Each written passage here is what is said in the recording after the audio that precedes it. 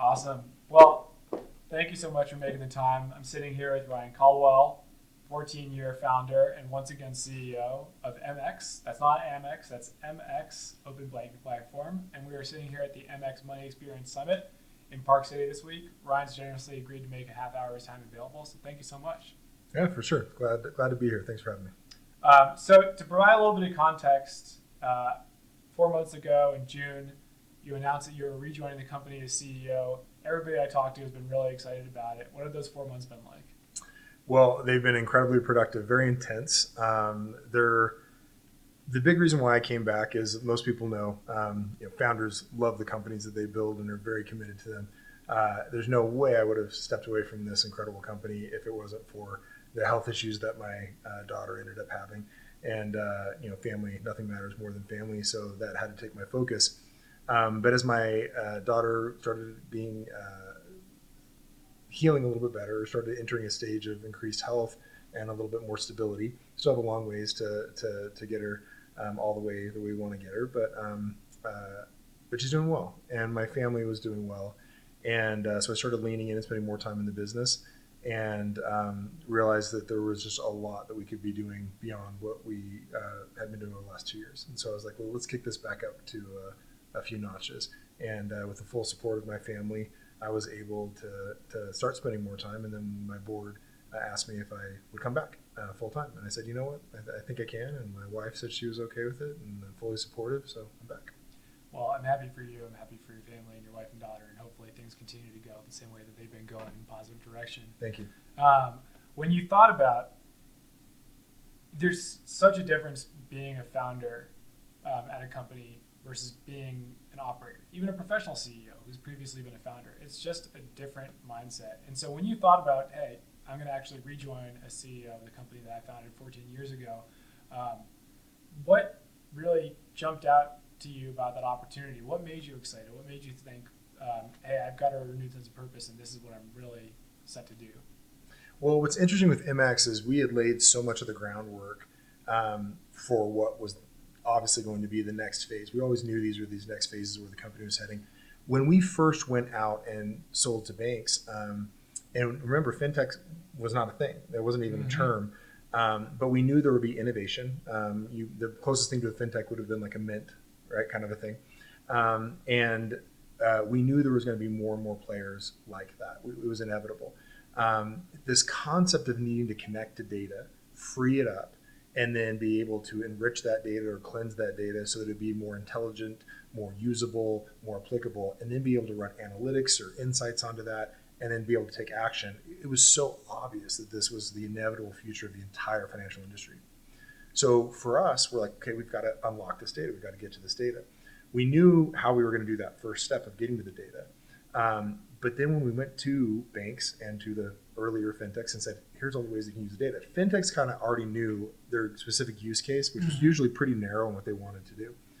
But with banks and credit unions and other financial institution types, we'd go to, and a lot of them would say, yeah, data, we're not a data company. And we're like, no, but you're sitting on top of the world's most valuable data. There is no data that's more valuable, and it's right up there with health data. I'd argue that they're about equal, because without great finances, it's really hard to be able to provide great health care. But obviously our health matters almost more than anything. But these data sets are so valuable, but they were completely untapped. They're locked off in these super secure silos with no ability to do analytics or insights into them. So when we saw that, we're like, okay, we go to the bank, you should use this data. It's amazing. And they would say, well, we do auto loans and mortgages or whatever. Like, no, I understand that, but you could do it better. You could really help someone with upward mobility in their finances. You could really strengthen and empower them to be financially strong. So we would pitch this and they'd say, well, yeah, but that's not really kind of what we do. And maybe we should do it. But there was a lot of debate about it. So we had to build these great experiences that they'd say, yes, I want that spending pie or that PFM type tools into online banking. But that enabled us to access the data, cleanse it, and accomplish a lot of the data things. And then we had to wait for the industry to catch up onto, hey, that data thing you were always pitching us for years, how do we do that? What do we do? So then we started providing insights. But the action part, okay, now you've connected to this user, you've engaged with them, you've provided value back to them in their finances, you've aggregated all this data, and you're making the world better. You're helping this person with their finances, you're helping that bank be stronger, You're helping everything be better, but now taking the next action to move the money, to be able to move their deposits, move their direct deposit, move their credit card balances, change, like the changing of all of that, create a loan, complete that, is that next step of action. And so we're right on the cusp of that when I had to step away. And so knowing that we had that next part of the company to fulfill was so exciting, because that's where real change is going to rapidly happen. And we were right on the precipice of it, and I wanted to drive it across the finish line. So I was energized coming back, and the team is in the best place that it's probably ever been as far as its capacity and its position to deliver on that. That's awesome to hear. How big is the team now? About 500 or so.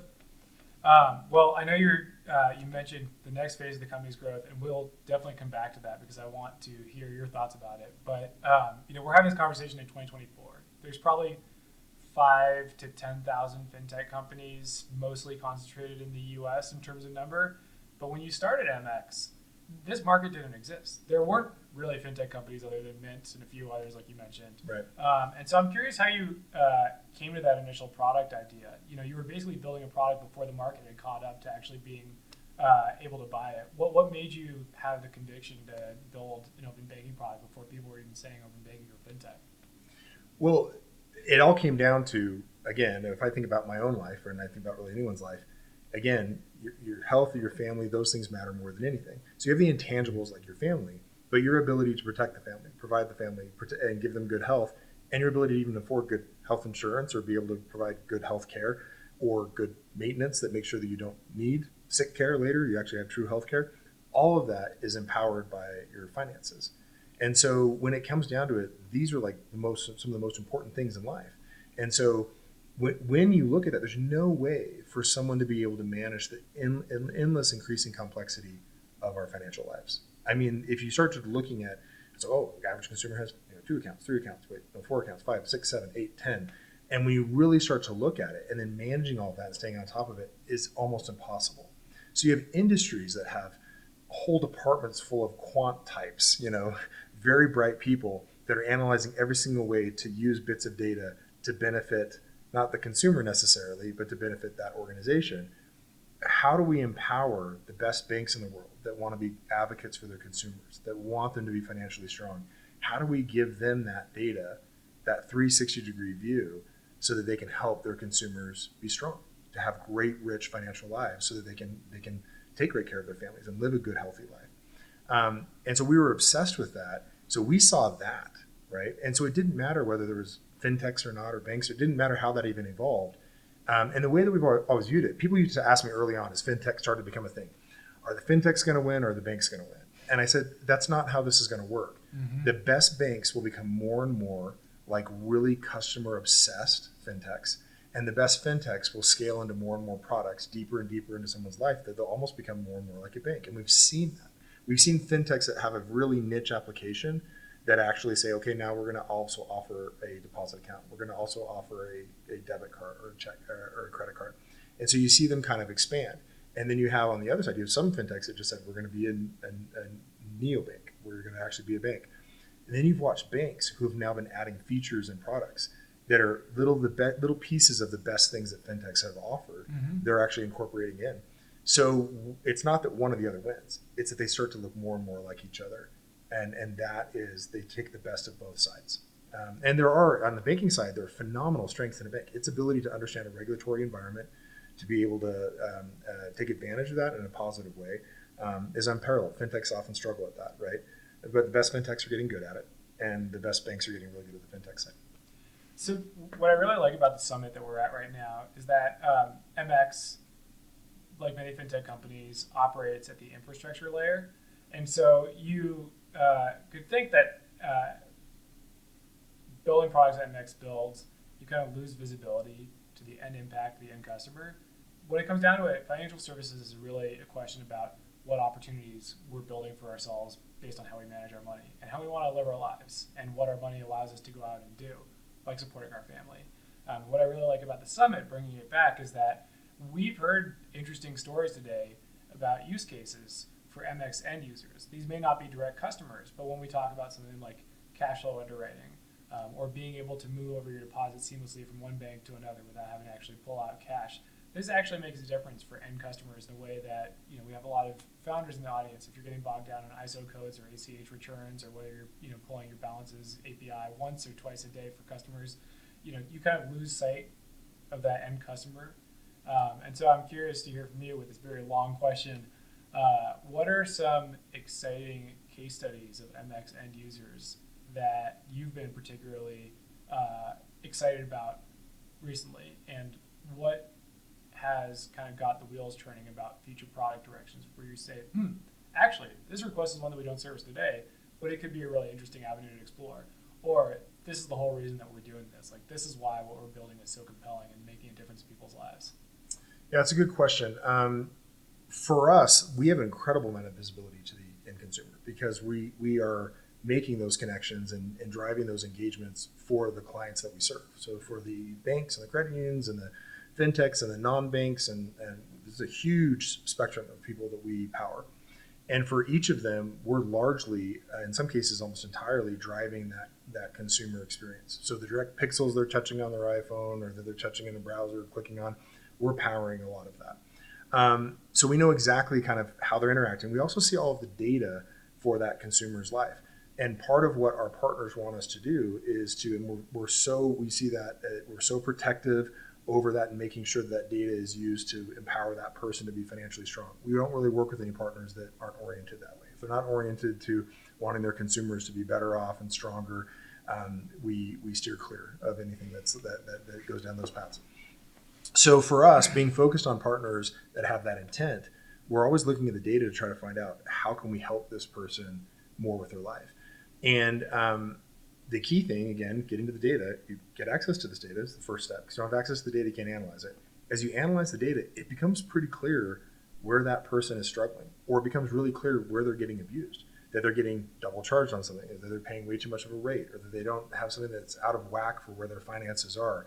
And each one of those is a moment that financial institution or that fintech can step in almost a magical, serendipitous moment and say, hey, you should maybe consider this over this. And then when that user says, wow, like that makes sense, and that it hits them at the right moment with the highest value that you can communicate that will move their financial life, that little step in the next right direction, or sometimes a big step. When you nudge them that way, the ability to now provide right in context, right as they're doing that, and here's the way to complete the action, and not making it 30 steps, not having to go into a branch, not having to fill out a bunch of paperwork, but it's just a swipe, tap kind of a thing, and you're done, right? That kind of a solution, that moves people down the path to financial strength. And we're not going to be overly prescriptive. We're going to find this niche and this niche of value, but we're going to allow our partners to drive it. Now, we help them discover it, and we have a ton of those insights ourselves, right, that we can provide. But we're really providing the capacity, connecting to the data, having it enhanced better than anyone in the world. MX is the absolute leader in data enhancement and the insights related to it. But we're also the absolute leader on the engagement side. So we're like, how do I actually interact and engage enough where I even have an opportunity to prompt this user to take an action? Because if you can't get the engagement right, if each one of those steps is critical, that's a lot for a company like ours to tackle. Now, we work with some great partners at different phases of this, but that whole journey we have to kind of curate. So we definitely have these little pockets of value, like, again, identifying someone who's being overcharged or whatever it might be, or they might have a better account if they switch to a different service or a different provider. So we're doing all of those types of things, but we also want to make sure that we've just powered the general capacity. So something Jane Barrett, who I believe is a Chief Innovation Officer or Chief Advocacy Officer. Chief Advocacy Officer. And on that point, MX is one of those unique companies that we believe so strongly in advocacy. We believe so strongly in helping make sure that regulation comes out in a way that protects the consumer, that we have a full-blown Chief Advocacy Officer. And Jane is an absolute powerhouse in the industry. I mean, she knows the every aspect of how advocacy can be supported or is undermined for the consumer. And so that's a really important position for us at MX. So a long time ago in another life, I spent time running around DC with Jane and a group of other people advocating for open banking, because at Petal we were using that data to be able to underwrite people better. And so we met with the CFPB and the FDIC. It was under Kraninger at the CFPB at the time, and a few senators' offices like Patrick McHenry, who I know has been very fintech forward. And something that she said today that really resonated with this push for open banking in the US is that occasionally MX will have prospective customers come to you and ask for access to the financial data, the customer's data, the underlying data, as if MX is kind of sitting on top of this data lake from all the polls that it's done on behalf of customers. But notably, Dodd-Frank 1033 is probably the closest thing we have to open banking regulation and legislation here in the US, and the CFPB recently released guidance on 1033, which reaffirmed that this is the customer's data and it is customer permission data, and so use cases have to be customer permission. That's something that's always stood out to me about the way that you built MX, and you've mentioned it a couple times, that at the end of the day, this is about customer permission data access. And so I'm curious, that's not necessarily the norm across the industry in the Correct. US or elsewhere. Correct. And so I'm curious what that means to you and why it's been such a big part of MX's DNA. I think that's a great question. This is a big deal to MX. We believe very strongly that if it can't benefit the consumer, for one, it's so critical to understand, we don't think that a bank can be successful if it's predatory. It can be successful for a period of time, but for longevity, it can't. In a world where you have rapidly increasing choice and rapidly decreasing switching costs, if a bank is predatory or is a bad actor, its users will over time abandon them and go towards a bank that is going to be an advocate for them. They already have enough to worry about. This is why consumers in other industries flock to an Amazon, because they know if they need to return it, Amazon's going to make it so easy to return it, and Amazon's going to obsess about even making it easier to return stuff to them.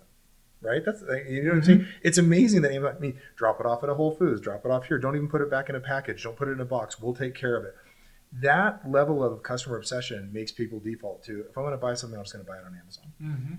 Banks, that's the new paradigm. Now I know banking isn't an old industry, but it's modernizing, and as it modernizes, it's waking up to the fact that if I take really great care of this consumer and I help their life be better, then they're going to turn to me for the next product and the next product, because they just know they can trust me. I'm not going to play with the rates. I'm not going to try to abuse them. I won't do a bait and switch with an introductory rate and then jack up their rate later when when they're 1 day late on the payment or some sort of game like that.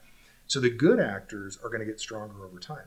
So if we believe that, then we want our clients to be successful, then we need to help them. We want to align with the clients that already believe, and we want to help the clients that believe this to even believe it stronger, that being an advocate for that consumer matters. Well, if that's the case, it's about them. So they should be giving us permission.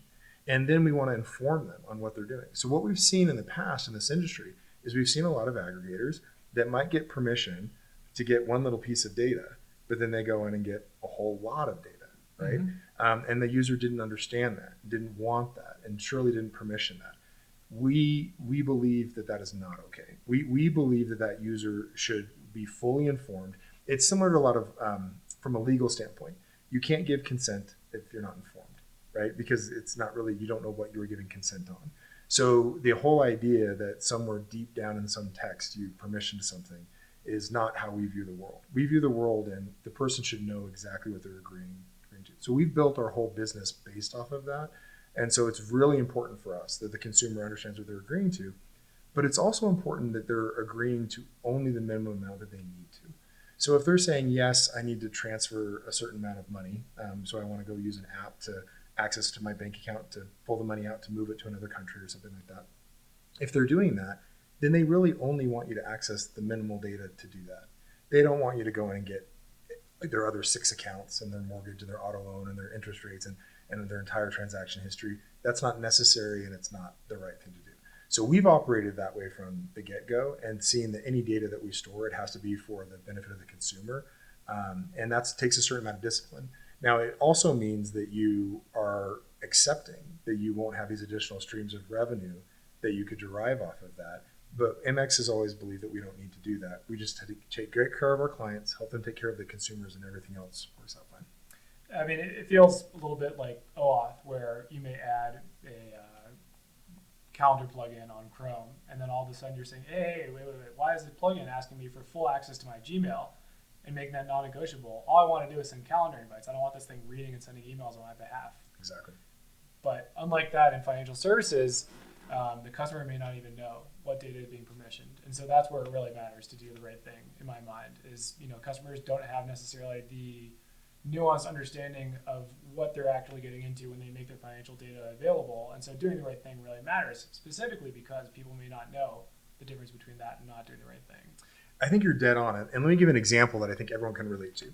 When and look, innovation sometimes moves really quickly. There's an iPhone, super innovative when it first came out. The whole idea of having an app that could access your photos and your GPS information and on, your microphone, that was neat because there's a lot of things you could build. And then really quickly we realized some apps aren't using the GPS location to help you find a parking spot. Mm-hmm. It's a flashlight app that's using your GPS location to gather all this information and sell it to somebody else. Or they have no need to access your microphone, mm-hmm. and they're doing it.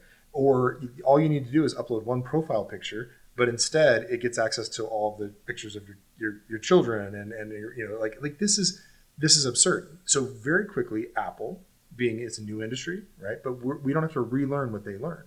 Very quickly, Apple realized, look, we can prompt the user to say, would you like to share one photo? Would you like to select the photo? Would you like to have access to all of your photos? And then it goes off into a nice cordoned area that Apple controls. It's for your own private area. You can select the photo and only share one photo back. That's how it should work. GPS is another great example. You used to default to fully share or don't share.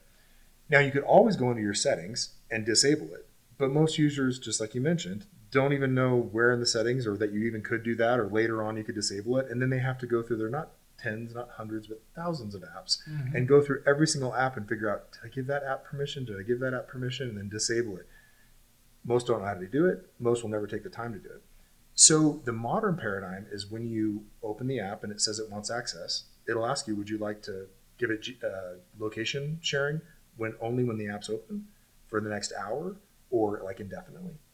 Even if you select indefinitely, it's intelligent enough to know from others' experiences with the app of disabling location services, how often users say, I didn't really want that app to have it forever. So if it knows that app is more likely to have users want to discontinue location, it'll prompt more regularly, hey, this app has been using your location for this period of time. Do you still want it to do that? So even if you said share it forever, it will proactively reach out to you and ask you to disconnect it. These are modern paradigms of how your financial data, GPS location is really critical. Access to your full transaction history is a big deal. We should get really intelligent and proactive about only giving the minimal amount of data for the minimal amount of time and making sure that the user is always in control and proactively prompted for whether or not they want to connect to that data or have that connection remain in place. That's the way that we should be thinking about it. So people have talked about this idea for, I don't know, I want to say maybe half a decade in open banking, that open banking providers are, by their nature, B2B companies, but that more of them should host consumer-facing dashboards where you basically control all your connections. And this could be hosted at mx.com, or it could be hosted with any consumer-facing fintech, where let's say JP Morgan, just taking the name out of random, JP Morgan becomes a client of MX's. And in your bank login experience, you have the ability to manage all of your connections with MX with any other product. Do you feel like that's kind of a viable product path that people are likely to pursue as consumers so that they can see all their connections in one place? Or do you feel like people may not really understand what it means to disconnect and connect in one consumer-facing product? Yes, so there's a lot of nuance in that question. Mm-hmm. Let me answer the first part of it in very strong terms, that there should be no ambiguity. A user should have the ability to go to their bank where the data is actually being pulled from and see every single person who's connecting to that, every single fintech, other bank, non-bank that is connecting to that data. Not just that they're connecting, exactly what data they're connecting to, for exactly how long, and exactly what fields they have access to, mm-hmm. and be able to disable, discontinue, time out, whatever they want to do. They should have full control of that in excruciating detail with clarity. So not so much detail that it's overloading, but enough detail that there's no ambiguity, there's no information that's hidden. That to me is a non-negotiable. That is how the world needs to exist. MX powers solutions like that. That is a big part of how we help banks navigate things like 1033 and navigate this world of like, how do I be a good actor where I make sure that my customers at my bank can use their data for whatever fintechs they want, but don't get abused, that they have control over their data. The idea that you would make a consumer have to go back to each app or go out to these different places that might have collected it and do all that work there when they should be able to go straight to the bank where the data is being sourced and turn it on or off there. That is a world that it doesn't matter if it might benefit some aggregator in some way. That's not the kind of aggregator that MX is. That's not the kind of aggregator we ever want to be. We want the great banks to be able to protect their consumers. They need to be able to have that interface to be able to do that, for sure. So that, I'd answer that. Now, the next question is, does it make sense to be able to have, because someone might have 10 banking relationships. So does it make sense for them to be able to have a more centralized source? The answer might be yes, right? But with that, there's a lot of nuance in how that could get abused. And then there's a question of, is someone hoarding data that the user never intended in a central place and using that data for benefits that the consumer isn't even aware of? That's different than having an easier place to control data. And we want to make sure we don't conflate those two. Yeah, all of a sudden you get targeted marketing ads across all of your online properties just because all this information is sitting in one place and somebody can use it. Or they're using it for all sorts of purposes, either permissioning payments or loans or things like that the consumer is not aware of. That is completely unacceptable. The idea that information is being hoarded in a central place without the consumer having full knowledge of it is not okay. So pivoting a little bit, something that you're talking about now that feels normal today, but would be notable if you were talking 7-10 years ago, is banks as customers. So in the early days of open banking, the status quo, and this is kind of very simplified version of it, was basically you had banks that were sitting on hordes of data, and you had fintechs that wanted to gain access to that data in order to make use of it to empower users with whatever product that was, provide them more product optionality, provide them more tailored products. But today, the status quo is totally different, and you have banks that are actually customers of MX, banks that are actually using open banking connections to be able to offer their own products. Correct. And I'm curious, how did that? Well, put it differently, you no longer have this kind of adversarial relationship of banks by default to open banking. They've gone from kind of blatantly adversarial to curious, to some of them bought in and proactive about open banking. How do you think about that landscape shift, and how do you think about banks' role in open banking ecosystems in the future? Yeah, so the nice thing with MX is we've always had a very friendly relationship with banks, because from day one, we've always tried to empower them. And we've empowered them so they can empower their users, but we've always been advocates of banks. Same way we've always been advocates of fintechs. We just align with the banks that are the good actors, which most banks are great actors, and we're aligned with fintechs, and most fintechs are great actors. And so as long as they're doing good things with the data and take good of the consumer, we've always been aligned with them. What has happened is the banking industry's nervousness around what does online banking mean. So they're coming in and they're getting my data. I feel like I'm getting looted and things like that. Now, part of that is valid because there have been certain aggregators that, again, for one little bit of data they need, they go in, and the fintech only needs one little piece of data, but the aggregator goes in and hoards all this data, loots all this data out. That's the reason why banks got on edge. They were frustrated with that. Now we've seen that evolve into a modern paradigm where there's going to be more control and where it's more discrete exchanges of data, and it's only what's needed. I also think that banks have woken up to the fact that they can get a huge amount of insight and understanding how to better serve their consumers by actually enabling this ecosystem, and they can benefit from it as well. And they're actually not as threatened as they thought that they might have been. And that there's more upside than there is downside. You might say there's a little bit of downside because, sure, maybe a fintech connects to you, moves some money out, and eventually maybe takes part of that customer relationship. But there's actually way more things to gain out of that interaction if the bank's smart about it. Part of what MX does is, again, we can get a bank fully ready for 1033. It's not just let's talk about 1033.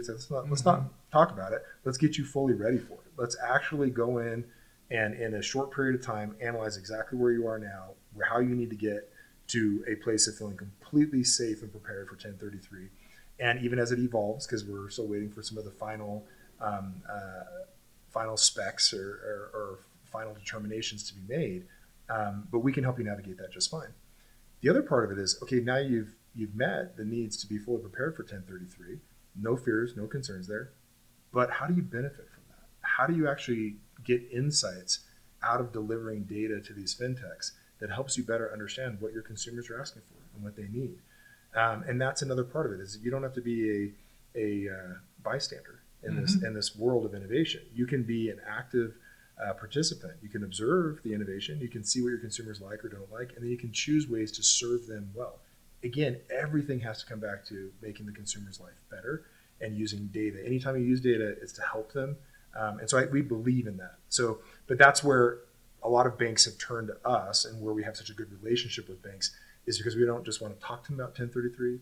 We don't just want to philosophize on how they might be able to use the data and benefit their consumers. We want to walk them step by step on how they can do that today. So I know we have to wrap up soon, but curious to hear your thoughts on what the future looks like for MX. And I'll preface by saying, almost 5 years ago to this day, December 2019, I was writing a TechCrunch article about what the next decade of fintech will look like, and my editor pressed me and said, "Hey, you got to pick some winners here. You got to actually, put a stake in the ground." And so they said, pick 5 winners that are going to define the next decade of fintech. And MX was actually one of the companies that I picked that I thought was. I didn't know that. That's awesome. Yeah, I mean, this was 5 years ago, and I was sandbagging a little bit because I feel like MX was already a pretty well-established company then. So it wasn't, the riskiest bet to make. But from the outside looking in, my perspective was similarly to payments, in open banking, the world's moving towards open financial data access. It's not going to happen overnight. It's going to happen in fits and starts, but the world is moving in that direction. And similarly to payments, you'll have more and more providers competing, and that will improve the overall quality of the data access product and probably end up driving down price in a way that's net beneficial to fintechs and consumers making use of that data. And so the real value is what you can build on top of those layers that provide connectivity and data access. And to me, 5 years ago, that's what I saw MX doing a lot of, is, hey, we're actually providing enrichment on top of this. Yes. We're providing tools for analytics on top of this. It's not just the data connectivity layer that we're giving you, but that's out of the box. But there are a lot of modules that you can build on top of that actually make you better as a result. Now, I'm sure that I'm saying some things that you may agree with and some things that you vehemently disagree with. But I'm curious, as you think about MX in the context of where open banking and financial data access are going, how do you think about the real value that you're going to provide in that ecosystem going into the future? Yeah, so it's interesting. There has been a lot about like the plumbing and the pipes, right? The plumbing and the pipes, we've always known that those are and are heading towards being a commodity. Maybe you could extract a certain amount of value, but if you can't deliver enrichment and insights on that data, then you're just dumb pipes, right? And dumb pipes don't have a lot of value, right? And they have value, some value, but it gets, as soon as there's enough piping and enough alternatives, the value drives down. For us, it's about action. So we've moved from connecting to the data, enhancing and enriching that data, and then being able to drive, again, the analytics, the insight off of that, and then get someone to take the action that drives value for that bank, that drives value for that fintech. And so we're thinking about that entire path, and then being able to see that action was taken, and then see and measure improvement. That's where everything is heading. We don't just want access to the data. We want access to the data so that we can change that person's life, so that we can actually move them one step further down the path. And if we can't do that for our clients and for the end users, there's no point in connecting the data. It's like cute charts. And that's just not going to cut it. So it's all going to come down to action. So if you think about this next phase, like I said at the beginning, one of the reasons why I was most excited to come back to MX is we sit on the precipice of doing incredible things with the data that will result in action, result in impact, and that's what we're most excited about. Well, it's been an awesome 14 years, and I'm excited to see what the next 14 bring. Ryan, it's good to have you back. Thank you. Appreciate it. Thanks. Fantastic. Thanks so much for saying